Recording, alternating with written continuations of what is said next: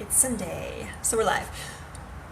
Talking about room design still, because there's so much information about this particular area of well-being and student learning and student attention, student behavior and emotional control, that I feel like I just can't stop talking about it. So today we're going to talk about temperature. And how does temperature impact student learning, student attention, not even just student aspects, but as an adult, as an educator, as a parent, how does it impact your productivity, and how does it impact your attention and your focus when you are teaching in person or virtually? So the biggest thing to note is temperature should remain around 68 to 70 to 73 degrees Fahrenheit.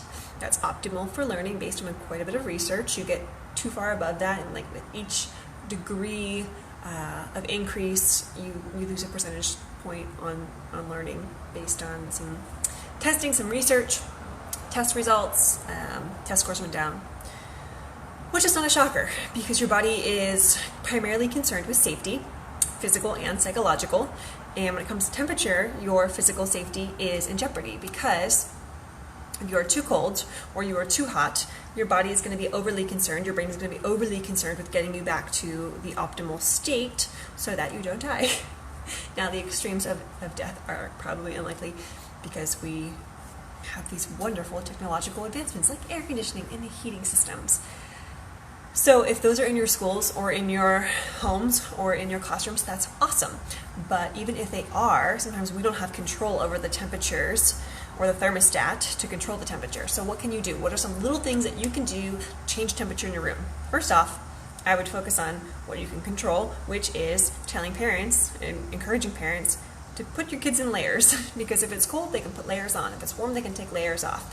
Best to have layers, always best to have layers. And it's something that I make sure that I always do when I am traveling, airplanes, yes, cafes, workplaces, like I always have to have a jacket because I know that I'm prone to get very cold, and when I'm cold, I can't work, can't focus, because all I'm thinking about is going somewhere warm.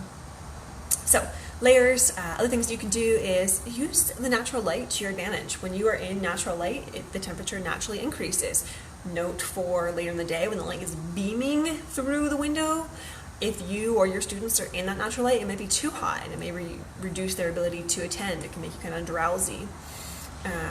So shifting where students are in the room based on the lighting in the sky and the natural light. You can also use blinds, you can use curtains. If it's too hot in the classroom, you can maybe take the class outside. You can maybe travel to a different spot in the school. That would be a little bit cooler. Lots and lots and lots of things that you can do. You can also change the colors in your room. And maybe you can't paint your room different colors, but you can hang things that help to keep the room cooler. So greens and blues and grays, they will keep the room cooler. Oranges, reds, even some yellows will make the room naturally a bit warmer, or at least feel warmer. So those are a few things you can do. You can also use some fans, get some air circulating, and even if it's not making a huge difference, I mean, putting a fan over water or putting a fan over ice or tying ribbons to a fan, all of those things reduce the temperature in the room. So options for sure.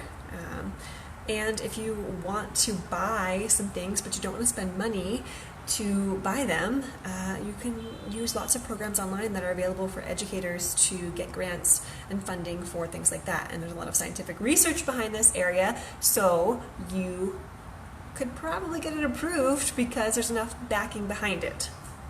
All right, so I'm going to link a blog below. It is a blog on temperature.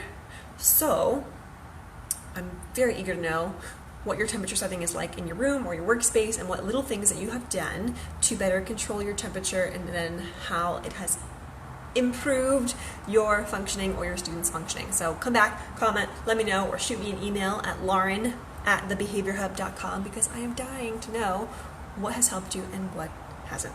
All right, talk to you guys soon.